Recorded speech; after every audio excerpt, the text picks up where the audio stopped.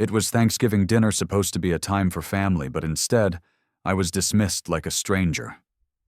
My own son, sitting across from me, told me to eat and let the grown-ups talk. His wife, she had no problem making sure everyone knew how she felt about me. Have you ever been silenced when you needed to speak the most? I tried to join in offering a light-hearted comment about the turkey. But before I could finish, Ethan cut me off. "Dad, eat. Let the grown-ups talk." His words were sharp, dismissive, as if I were invisible, a relic of the past. The room fell into a thick silence. I could feel the weight of every pair of eyes at the table. Ethan's wife glanced at me briefly, no sympathy, just the cold acknowledgement of my place in their world. Her family. They didn't even flinch. Not a single word, not a flicker of recognition for the man who had raised Ethan. My fork paused in midair. I had always thought of myself as someone who could endure. I'd sacrificed too much to let this sting. But now, sitting at that table, I felt like an outsider in my own family, a stranger at my own dinner table. I lowered my fork slowly, the clink of it hitting the plate too loud in the tense quiet. I didn't look at anyone, not even Ethan. I didn't need to. I had nothing to say. The silence, the humiliation settled around me like a thick fog. I could feel the burn of the insult, but I chose to keep it inside. They didn't need to know. I didn't want them to see me react. Not yet. But something in me snapped that night, something I couldn't ignore anymore. The years of trying to keep the peace, of swallowing every slight, every unspoken rejection. They came rushing back. I wasn't the same man anymore. Ethan didn't look at me when he finished his plate. He didn't even say goodbye as he stood up to leave. His new wife followed closely behind her heels, clicking sharply against the floor. They were in a world of their own, and I was no longer a part of it. A familiar ache, one I hadn't fully acknowledged until now, crept through me. I'd been silenced again, not just by them, but by myself. Walked back home that night. My hands still gripped the steering wheel like I was holding on to something real. I tried to focus on the road, but all I could think about was Ethan's face, his wife's smile, and the utter isolation I felt in that room.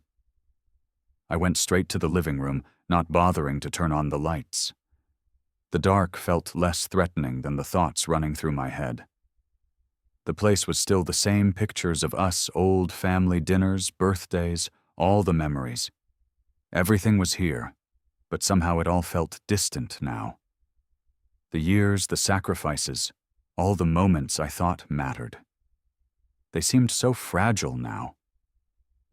How had it come to this? I sat on the couch, staring at a picture of Ethan as a child, laughing his arms around me. We used to be close.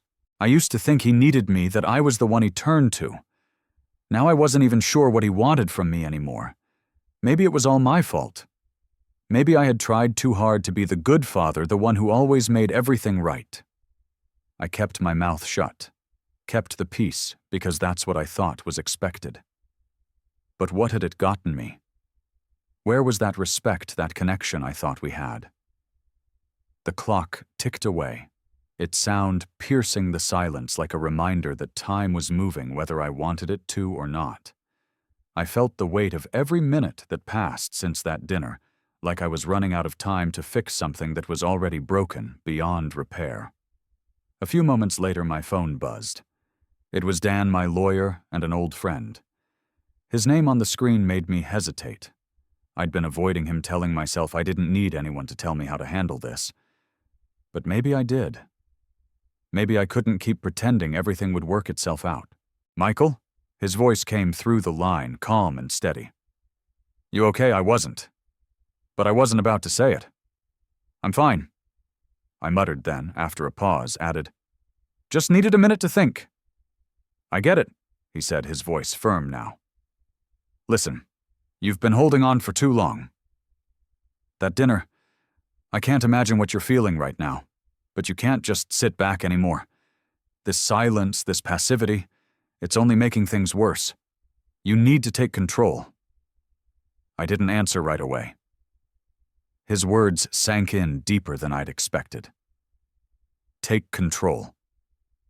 How my whole life I'd been trying to do just that. Protect, keep everything in place, fix what was broken. But every time I thought I had a grip, it slipped right through my fingers. You've got to ask yourself, Mike, what are you letting them get away with? Dan's voice softened, but there was an edge to it now, like he was pushing me. You've been too patient. Ethan's using that against you. And you know it. But you don't have to let him. Not anymore.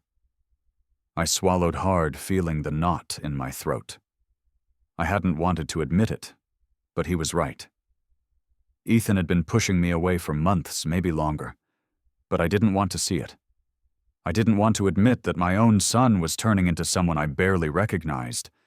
Not because of anything I'd done, no, I wasn't blaming myself for his choices, but I hadn't acted. I hadn't set boundaries, hadn't stood up when I should have. Yeah, I finally said, I know you're right. There was a pause on the other end. Good. Then it's time to do something about it. No more letting this slide. Start looking at the papers. Start looking at what's really going on here. What are they hiding? I stood up and walked over to the desk. The legal papers, contracts, the will, everything was filed away neatly. I hadn't thought to look at them for a while. Hadn't felt the need to. But now I needed answers. Ethan's name appeared on the first document I pulled out. My hand shook as I flicked through it, my eyes scanning the lines. It didn't take long for the cracks to appear. Subtle ones. Small shifts that shouldn't have been there. But they were. The small signs were starting to add up, things I had never noticed before, or maybe I just hadn't wanted to see. At first it was subtle. A word here, a glance there. A few quiet whispers from friends, none of them outright accusations, just the kind of insinuations that make you question everything you thought was solid. It started with something innocent enough. Someone mentioned a prenuptial agreement between Ethan and his wife. The tone was off, and the details didn't add up. It was a fleeting comment, almost like an afterthought in the middle of another conversation, but it stuck with me. Why had I never heard about this before? If it was important enough to be brought up now, what else had they been hiding? The more I thought about it, the more unsettled I became. I hadn't realized how much control Ethan and his wife had been taking over the years. Little decisions. Big decisions, those used to be mine. But somehow I hadn't noticed when it all started slipping away from me. I tried to ignore the nagging feeling in my gut, but it wouldn't go away. Every time I reached out to Ethan trying to have a real conversation, he dodged me. Calls went unanswered, texts read, but never replied to. When we did speak, it was always surface-level casual, never anything substantial. It was like he was avoiding me on purpose, and every attempt to connect only made the gap wider. And then there was the business side of things. More than once I found myself locked out of accounts I used to have full access to. Suddenly I couldn't get my hands on financial documents, legal paperwork, or even basic family matters I used to handle. It was like I had become a stranger in my own life, and my own son was the one locking me out. I couldn't let this go on any longer. There was no way I could keep pretending that everything was fine, that Ethan's silence wasn't a sign of something deeper. It was clear now I had lost control. And as much as I hated to admit it, I was starting to see the truth. Ethan wasn't the same person I had raised. He had changed, and I had let him. At the same time, my social circle seemed to be shrinking. The people who had once supported me started keeping their distance. I wasn't sure if they saw the same things I did, or if they just didn't understand the tension that was building. Either way, they weren't there when I needed them. It was almost as if they were taking sides, and I was on the losing end. I couldn't stop thinking about what Dan had said, "You need to take control." It wasn't just about business anymore. It was about my own dignity. My family was slipping away, and if I didn't act now, I wasn't sure I'd ever get it back. So I began looking through every file, every contract, every document I could get my hands on. Anything I could find that might give me a clue about what was going on behind the scenes. Ethan and his wife had been careful, very careful, but they didn't account for everything. There were small details buried in the paperwork, things that didn't sit right. Every time I uncovered something new, the puzzle became clearer, and so did the betrayal. I felt like I was slipping down a rabbit hole, but this time I wasn't looking for a way out. I was looking for answers. I was looking for the proof I needed to take back control of my life, of my family, of my place in this world. One night, I sat down at my desk, piles of paper in front of me, and started making calls. Dan was right. Silence had gotten me nowhere. I needed to be smart now.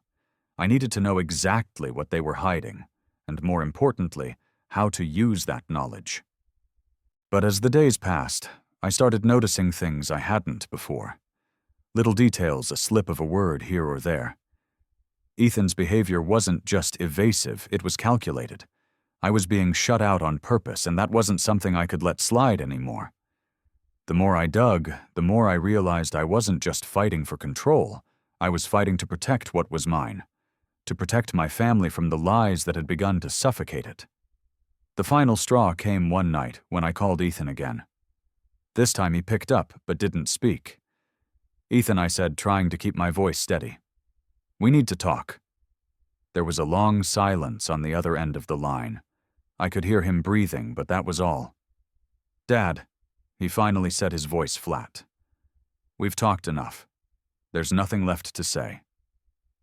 I hung up without saying another word. That was it. The lines were drawn.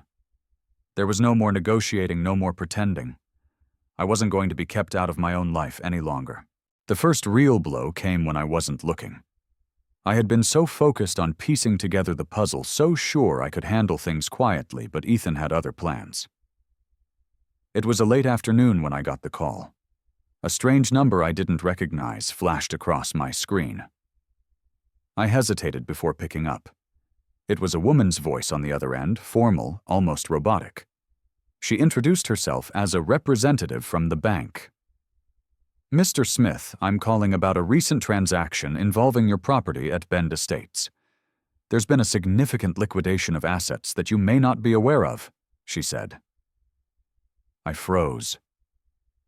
The words hit me like a cold wave. Liquidation. My property, my family's legacy sold off without my consent, and here I was being informed over the phone as if it were any ordinary transaction. "Could you please clarify?" My voice didn't sound like mine. It felt distant, cold, like I was already losing control of the situation. There was an agreement signed for the sale of several properties, including Bend Estates. It was processed under the authority of Mr. Ethan Smith and Mrs. Emily Smith.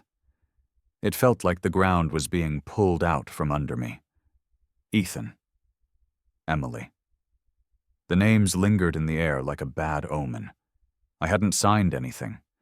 There had been no discussions, no approval from me.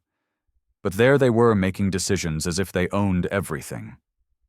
"Can you send me the documents?" I managed to ask, my throat dry. "Of course. We'll send them over immediately. Please make sure you review them at your earliest convenience." I ended the call, sitting there in silence. The room seemed to close in on me. Every step I'd taken, every sacrifice, every moment of silence I'd endured, it was all being undone by a signature I didn't give, by a deal I hadn't been told about. My trust, my family, my future, they were all being ripped from my hands. I went straight to my study, pulling the first folder I could find, flipping through papers, contracts, and documents. There it was, buried in fine print, a prenuptial agreement between Ethan and Emily. I had never seen it before. Not once. Not even a hint that something like this existed. The truth was staring me in the face, but I couldn't fully accept it. Ethan had made moves behind my back, and I had let it happen. The realization hit me hard. He hadn't just been distant. He had been planning to take what was mine. I ran my hands through my hair, pacing back and forth. How had I missed this? How could I have been so blind? The silence, the lies, they all added up, and now I was staring at the consequences. The worst part wasn't just that they were making decisions without me. It was the way they were doing it. With no regard for the years I had put into building this family.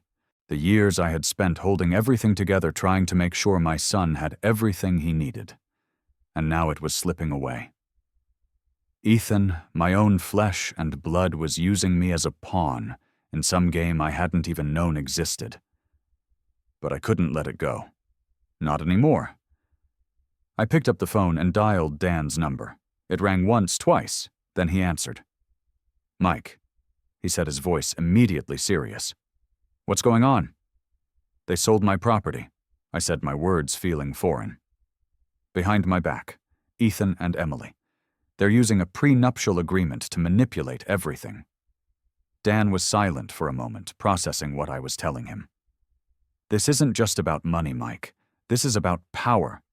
And they're using that power to erase you." "I've been letting them do it," I said, the realization settling into my bones. "I've been letting them take everything. My family, my life." "You can't keep sitting back," Dan replied. "You need to take action, Mike. They're not going to stop until you fight back." I hung up and stood there for a moment, letting his words sink in. I couldn't keep pretending anymore. The next few days were a blur. I spent hours at the bank at my lawyer's office, going over documents and gathering evidence. Every new revelation made my stomach twist tighter. Ethan had systematically pulled strings I hadn't seen.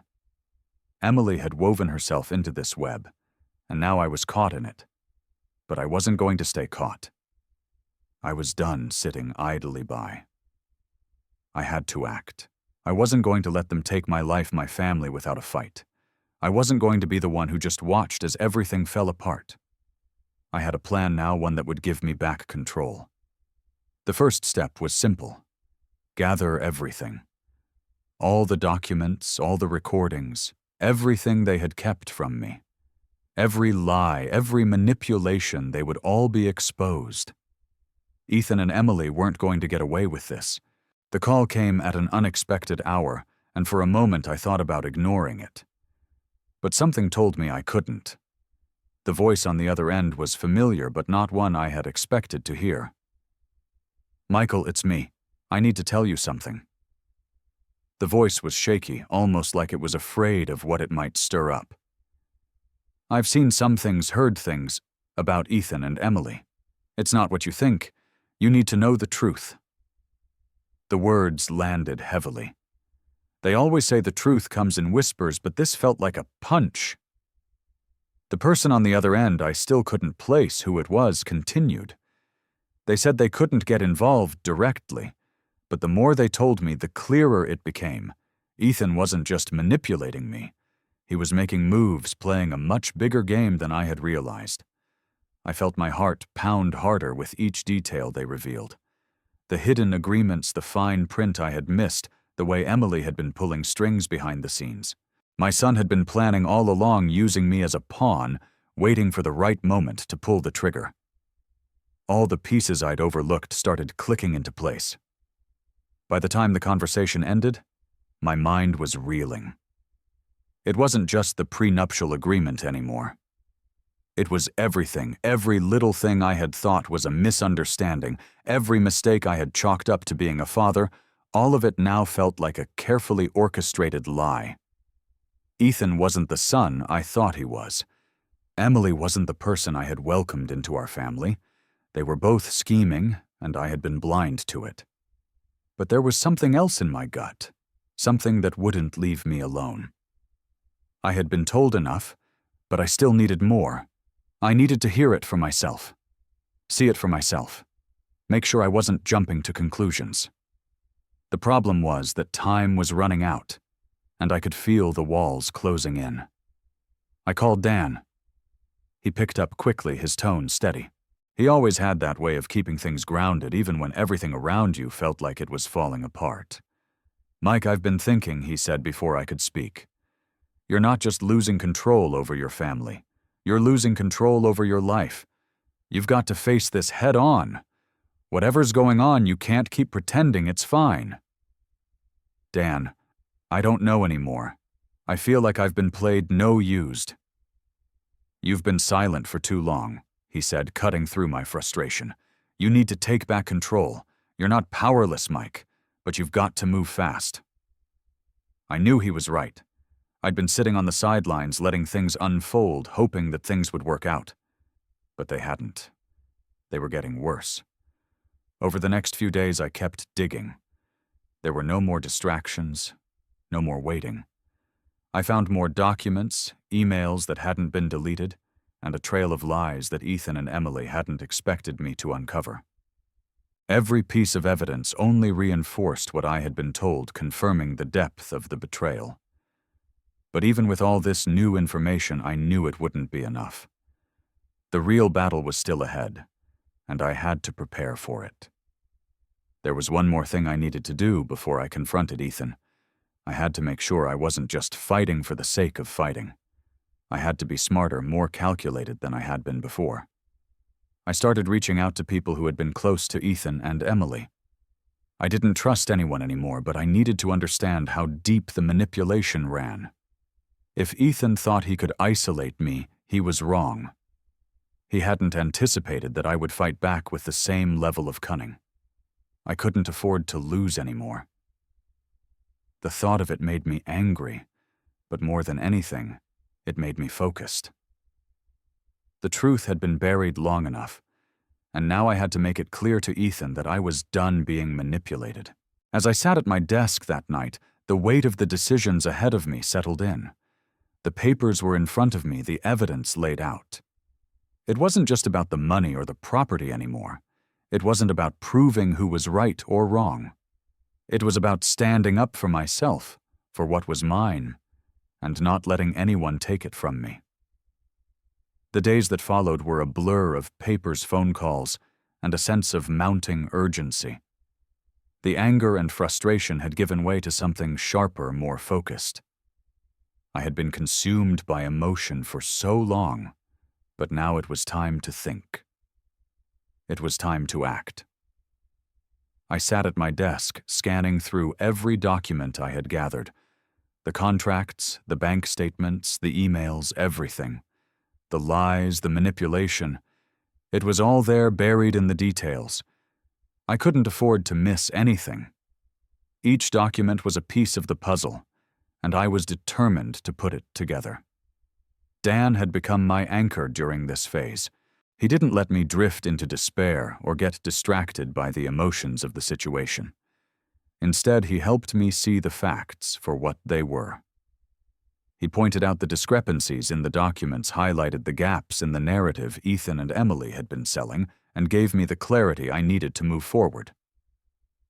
"You're not just fighting for control, Mike," he had said during one of our calls. "You're fighting for your place in this family. Don't lose sight of that." I wasn't going to. For the first time, I wasn't just reacting. I was planning, thinking strategically, and it felt like I was finally getting ahead. But even as I organized the evidence, another shadow lingered someone from Ethan's camp. It started with a phone call. A man I didn't recognize, but who seemed to know everything about me. His voice was calm, almost too calm. He introduced himself as a mutual friend of Ethan's, and tried to convince me that there was a way to fix everything without conflict. He spoke about family peace and reconciliation. At first I was caught off guard. Could this be some kind of olive branch? "Michael, it doesn't have to go this way," he said, his tone soft but insistent. "Ethan and Emily don't want to fight you. They want to resolve this calmly. We can work something out." Something in the way he said it didn't sit right. I could hear the underlying pressure in his words, the subtle manipulation. He wasn't trying to resolve things. He was trying to buy time to keep me in check, to stop me from digging deeper. "Is that what they're telling you?" I asked, keeping my voice steady. I'm not the one making this a fight. Ethan and Emily already decided their course of action without me. The man didn't reply right away, but I could tell I'd hit a nerve. He was no longer speaking as someone who was trying to help me. He was speaking as someone who was trying to protect Ethan. It's not too late, he insisted. There's no need for things to escalate. Escalate. The words felt like a threat. I could feel my pulse quicken as I listened. This wasn't about peace, it was about control. And Ethan had enlisted this man to manipulate me into backing off. "You're wasting your time," I said, cutting him off. "I'm done holding back. Tell Ethan I'm not backing down." I ended the call and sat back in my chair, the weight of the conversation settling over me. I had expected some kind of resistance, but it was a direct attempt to silence me. They weren't going to let me take control without a fight. As if on cue, the threats began. They weren't subtle either. A few days later, I found an anonymous message on my phone. It wasn't much, just a single line. "Stay out of this or you'll regret it." I didn't recognize the number, but the intent was clear. It was a warning. I ignored it, but the message gnawed at me. And then came another, this time, a shadowy figure lurking in the background of a photo I hadn't posted anywhere. It was clear they were watching me. They thought they could intimidate me, control me through fear. But I wasn't about to let that happen.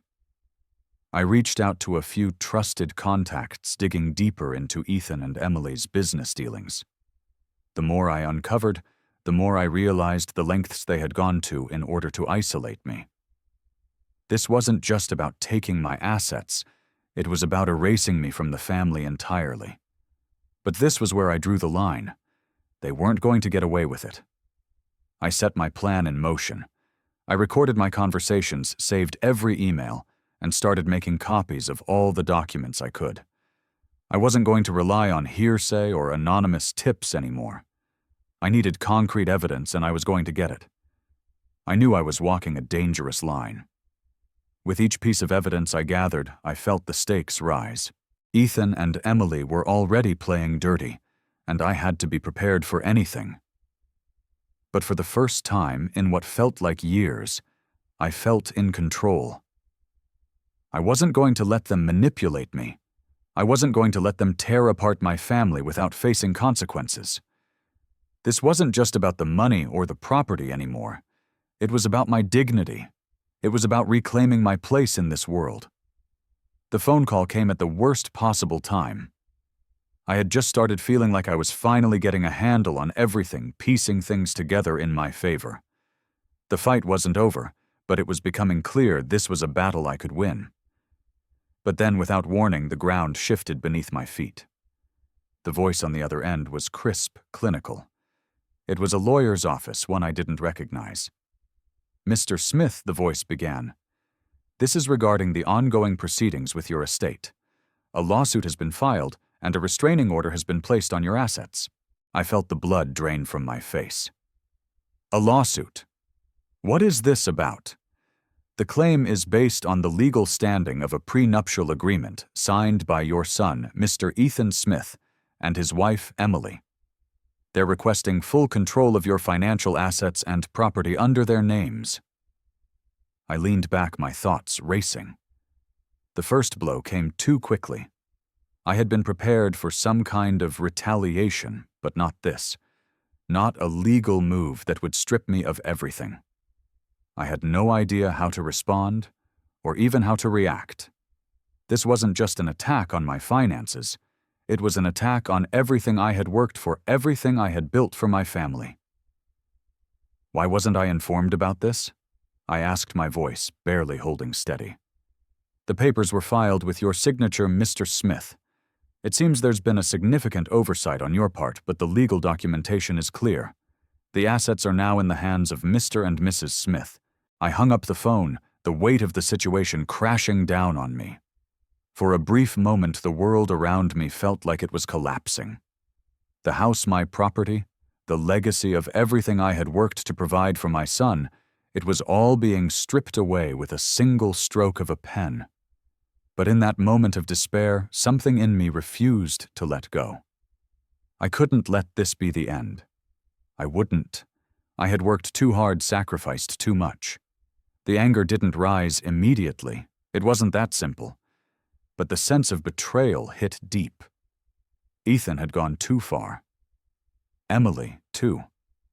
They were playing their game, and they had taken it beyond any boundary I had ever expected. I had to stop them. I had to fight back, or everything I had worked for would slip away. I called Dan again. His voice was steady, grounded, and it helped steady me in return. "Mike," he said, "this is exactly what I was worried about. They're coming after everything now, and they won't stop unless you act." "I can't just sit back anymore," I replied. "But I need a way to fight. I've got nothing left to lose. You've got more than you think. They've made a mistake. You've got evidence, right?" I nodded, even though he couldn't see me. The documents, the recordings, the emails, it was all there.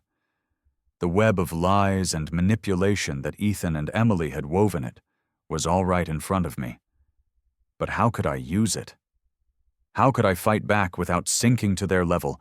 Dan helped me piece together a strategy. We had to move fast before Ethan and Emily tightened their grip any further. The lawsuit, the restraining order, it was a calculated move to silence me, to remove me from the equation entirely. But it wasn't going to work.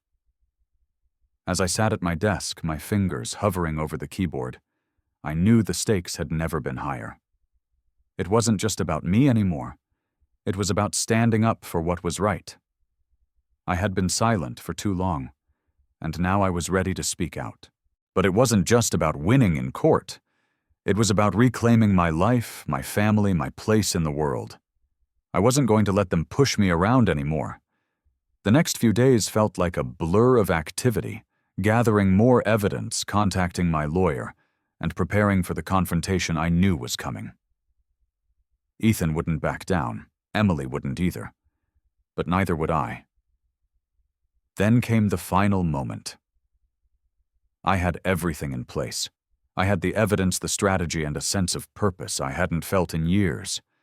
I called Ethan. He didn't pick up. I left a message, my voice steady but firm. "Ethan, we need to talk. It's time to settle this. You can't keep running from what you've done.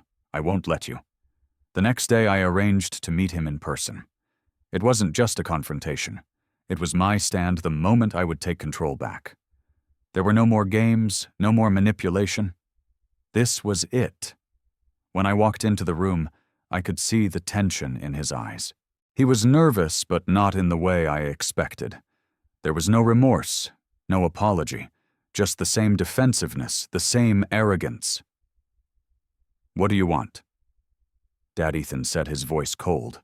"I want what's mine," I replied, my voice calm but unyielding. "I want my family back, and I want you to stop trying to take everything from me." He scoffed, but I didn't back down. "You think you can just take everything from me and walk away with it? That's not how this works. I've seen the truth, and I'm done being silent." The confrontation escalated quickly. Ethan tried to justify his actions, but there was nothing he could say. The truth was too clear. All the evidence I had gathered spoke louder than any words he could muster. The weight of everything that had happened still lingered in the back of my mind. Even now, after all the evidence had been laid bare after the confrontation, there were moments when I couldn't escape the nagging feeling that I had failed. Failed as a father, failed as a protector. It wasn't the defeat of Ethan or Emily that haunted me, but the idea that maybe in the midst of all this I had let my son slip too far away from me. It was hard to shake the guilt. I had tried so hard to do the right thing, to be the father I thought Ethan needed. But in the end, I wasn't enough. And when the truth came crashing down, it felt like everything I'd built was a house of cards ready to collapse at the slightest touch. I couldn't help but wonder, could I have stopped it sooner? Was there something I missed? The questions circled around in my mind, but they didn't matter anymore. What mattered now was the path forward. I wasn't looking for forgiveness. That was something I had given up on a long time ago. not just from Ethan, but from myself. What I needed now was peace. The kind of peace that comes when you finally set down the burden you've been carrying for far too long. I kept my distance from Ethan after everything had settled. He tried to reach out, but I never responded. I didn't owe him an explanation anymore. He had made his choices, and now he would live with them. As for Emily, I didn't bother with her at all. The lies they had told, the damage they had caused, couldn't be undone with apologies. Their actions had consequences.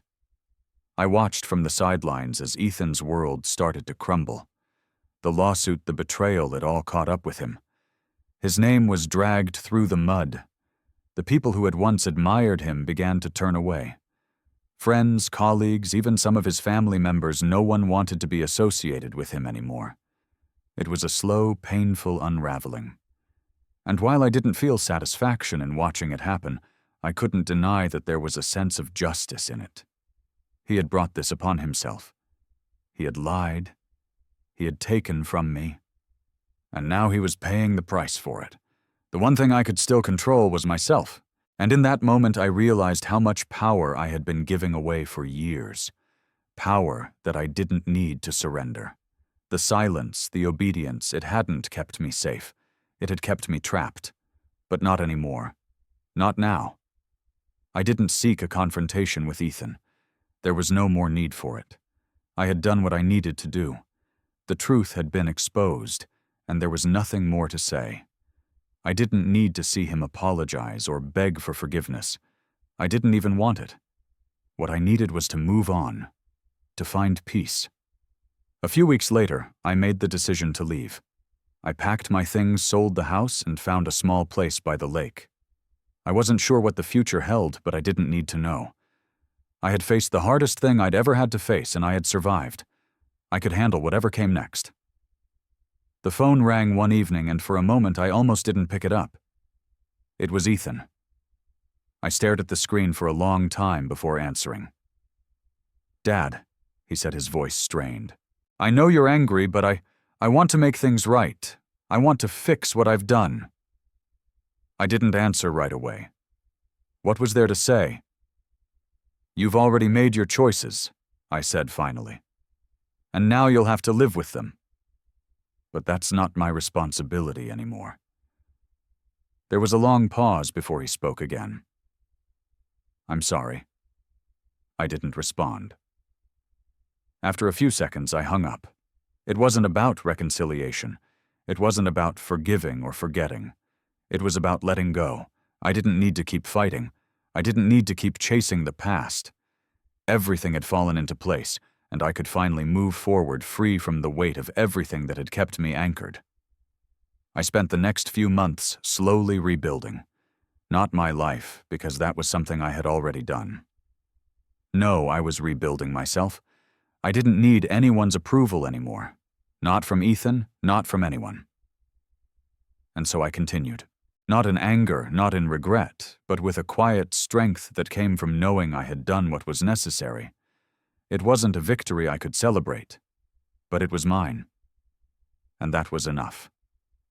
As the days passed, I felt the weight of the past, lifting piece by piece. I had nothing left to prove. I had nothing left to lose. And for the first time in years, I was finally free. The past was behind me, and I could look ahead without fear, without doubt. That was enough.